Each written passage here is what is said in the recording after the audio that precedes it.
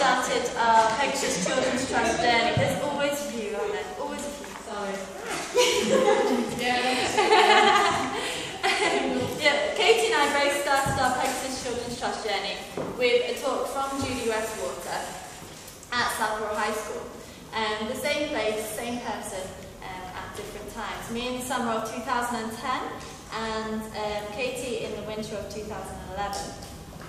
Both of us were won over by Judy's inspirational story of Street Child, the founder of a charity with 7 centres in Cape Town and Johannesburg.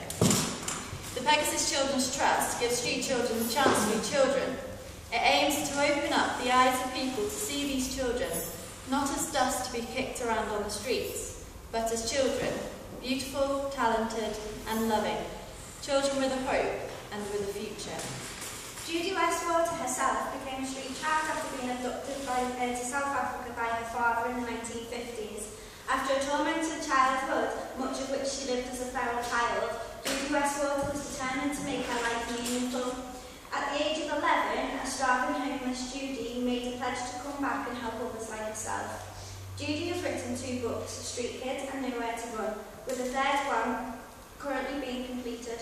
Her books tell the story of her life, how she overcomes some of the harsh realities and challenges she faced growing up and what it was like being a street kid.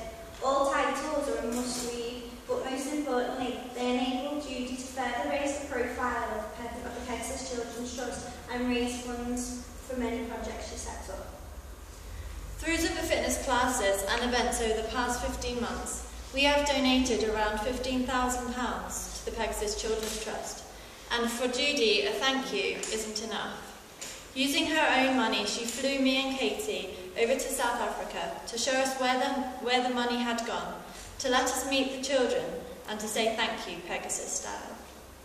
And this is where our South African journey began. 8 very full days took us from preschools to primary schools, from dancing groups to circus and everything that's in between. And to see the lions in the days. Our first stop was a neighbourhood called Hillbrow.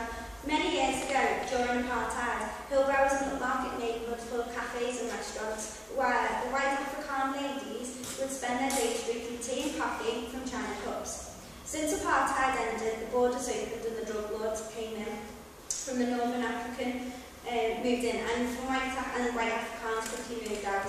It is now an area notorious throughout South Africa for its crime and violence. Before leaving the hotel, our taxi driver was a bit unsure of taking us to Hillbrow. Hearing this made both of us a little uneasy, but at the same time we knew that we would be completely safe with Judy. Our first stop in Hillbrow was a centre called Twilight. This centre is for street children aged 6 to 18. It gives these street children a place to eat and sleep and helps them to grow as individuals and trust in people again. After briefly looking around the centre, we headed out into the neighbourhood to meet the KFC boys. These boys are known as the KFC boys because they still live on the streets, and where they sleep at night is right outside KFC. The reason for them still living on the streets is because of their age, and to take them away from this would cause more damage, and obviously this is not the intention of Twilight. These boys are still welcome at Twilight, as this is where they eat their meals. When walking through the streets of Hillbrow, even though these rodent white people there and getting stared at, we didn't feel threatened or scared, and both Helena and I found ourselves quickly relaxing into our new surroundings. Another centre that we visited in Hillbrow was a place called Roly Polies. This centre is for children aged 0 to 6 years old. It helps them to develop themselves in confidence and trust in people. The centre is vital for these children because if it wasn't there, a lot of them wouldn't have survived days, let alone years. The greeting from these children, the screams of excitement, the hugs, the smiles, left us wanting more. In the final classroom, the children were a little bit older and had created a dance routine to show us. The talent that they had is indescribable. This was our first experience of doing something with the children of that age in South Africa. The response we got left us both smiling from ear to ear, even now when we think back.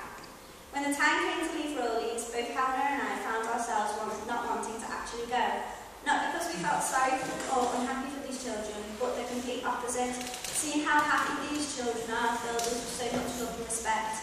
From here, we went straight to the airport to fly to Cape Town.